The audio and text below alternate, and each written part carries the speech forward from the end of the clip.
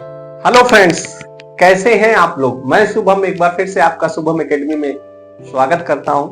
Friends, आप लोग जैसा कि जान रहे हैं कि बोर्ड एग्जामिनेशन 2026 के लिए बहुत ज़्यादा समय आपके पास नहीं बचा हुआ है।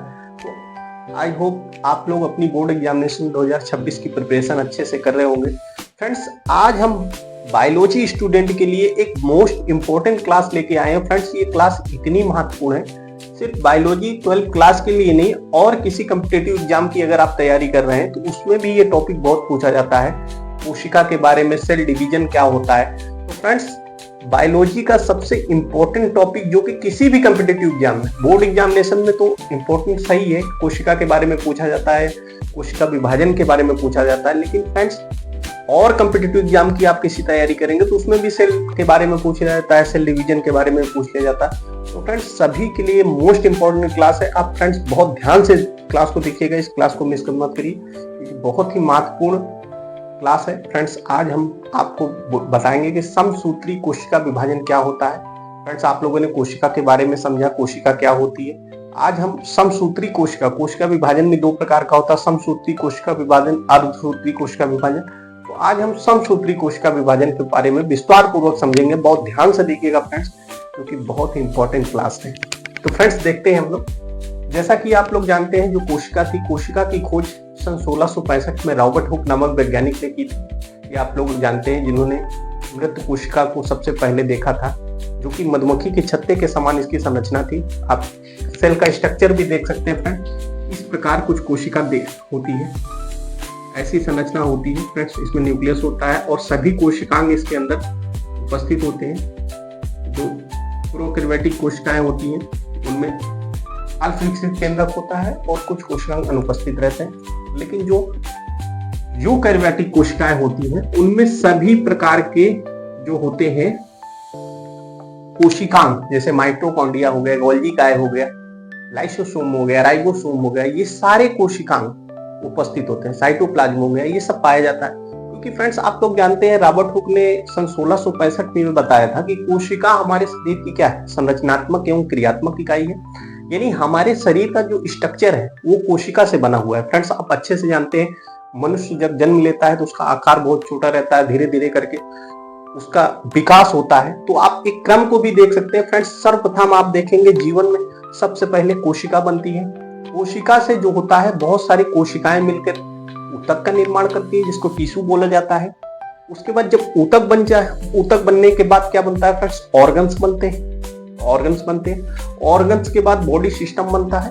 उसके बाद फिर हमारा शरीर बन जाता है। ठीक है, मानव ऑर्गन्स बन जाते हैं, शरीर स्ट्रक्चर बन जाता है। तो फ्रेंड्स, ये क्रम है। यानी आप कहीं ना कहीं रॉबर्ट हुक वैज्ञानिक की ये बात आप समझ सकते हैं। उन्होंने, साइंटिस्ट ने जो बताया था कि कोशिका से ही हमारे शरीर का क्या है, संरचनात्मक एवं क्रियात्मक, यानी संरचना और क्रिया करने का जो एक तरीके से काम है कोशिका है। क्योंकि हमारा पूरा शरीर ही कोशिकाओं से मिलकर बना है। तो कोशिका हमारे लिए, इसीलिए उन्होंने इसको मौलिक इकाई बोला था, जीवन की मौलिक इकाई कोशिका को बोला था। तो फ्रेंड्स, आज हम कोशिका के बारे में तो हम जानते ही हैं। अब आज हम कोशिका में जो विभाजन होता है, समसूत्री कोशिका विभाजन, अर्धसूत्री कोशिका विभाजन, अगली क्लास में फ्रेंड्स हम आपको डिस्कशन करेंगे। लेकिन समसूत्री कोशिका विभाजन बहुत महत्वपूर्ण है, बहुत ध्यान से देखिएगा। तो फ्रेंड्स, समसूत्री यानी माइटोसिस सेल डिवीजन इंग्लिश में बोलते हैं। फ्रेंड्स, बात कर लेते हैं समसूत्री कोशिका विभाजन। तो देखेंगे आप, समसूत्री कोशिका विभाजन एक ऐसी प्रक्रिया होती है सेल में जिसमें मदर सेल यानी मात्र कोशिका, ठीक है, या जननी कोशिका या संतति कोशिका भी फ्रेंड्स इसको बोलते हैं, इंग्लिश में मदर सेल्स बोलते हैं। मात्र कोशिका दो आनुवांशिक रूप से समान, यानी इनके अंदर जो समसूत्री कोशिका विभाजन में आप देखेंगे जो सिमिलरिटी पाई जाती है वो बिल्कुल सेम पाई जाएगी। यानी जैसी वो अगली कोशिका रहेगी उसी प्रकार सेम दोनों कोशिकाएं होंगी। इसीलिए बोला गया दोनों आनुवांशिक रूप से समान पुत्री कोशिकाएं यानी डॉटर सेल में टूट जाती है।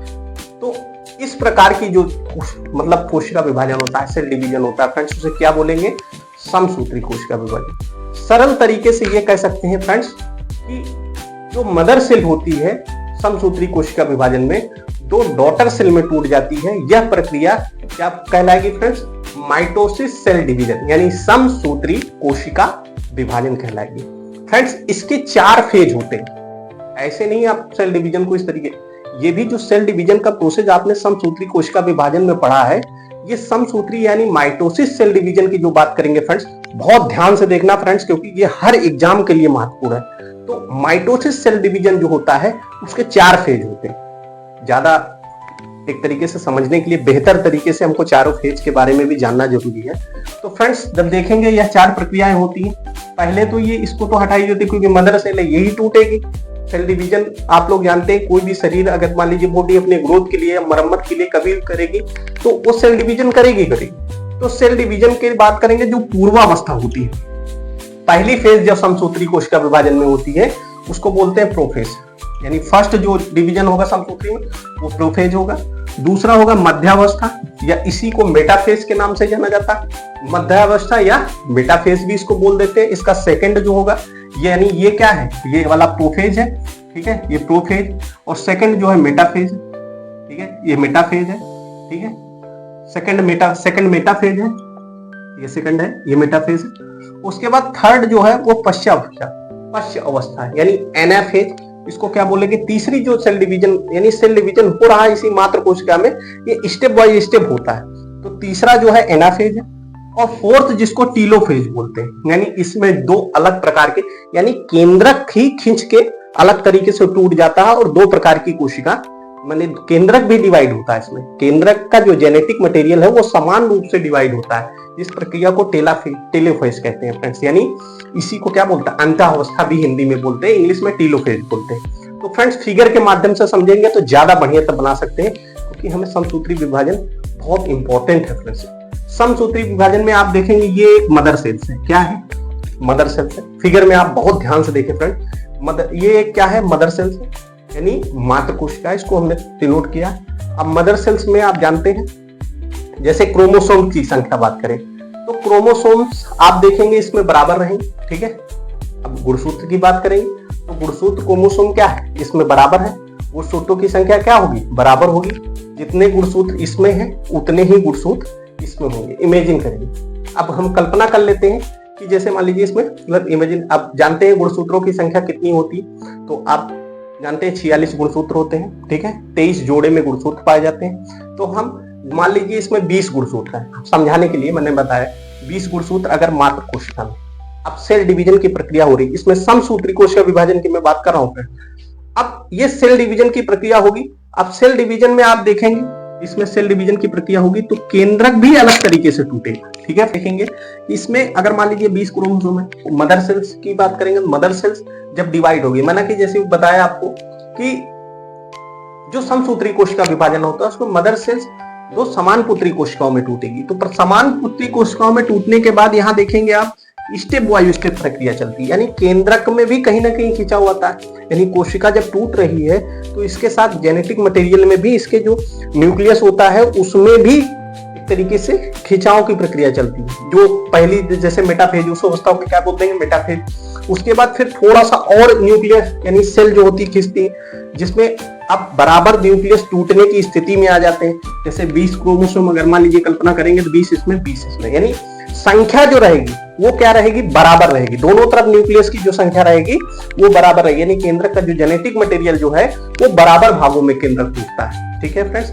अब फिर ये आगे की स्थिति आएगी तो और इसमें खिंचाव, क्योंकि ये स्थितियां भी होती हैं। अब जैसे अब ये टीलोफेज वाली स्थिति आएगी तो टीलोफेज वाली स्थिति में आप देखेंगे कि पूरी तरीके से 2 अलग अलग प्रकार की कोशिका बन जाएंगी और इनके न्यूक्लियस में जो मात्रा रहेगी वो समान रहेगी, ठीक है। अगर मान लीजिए 20 क्रोमोसोम इसमें है, यानी मदर कोशिका में जितने थे तो उतने ही दोनों कोशिका में ही क्रोमोसोम, ऐसा नहीं कम ज्यादा हो जाएंगे, दोनों में बराबर रहेंगे। तो समसूत्री कोशिका विभाजन के बारे में आप ये समझ सकते हैं कि यह एक ही ऐसी प्रक्रिया है, समसूत्री कोशिका विभाजन एक ऐसी प्रक्रिया होती है जिनमें मदर कोशिका 2 समान पुत्री कोशिकाओं में यानी डॉटर सेल में टूटती है। यह प्रक्रिया क्या कहलाएगी फ्रेंड्स, समसूत्री कोशिका विभाजन।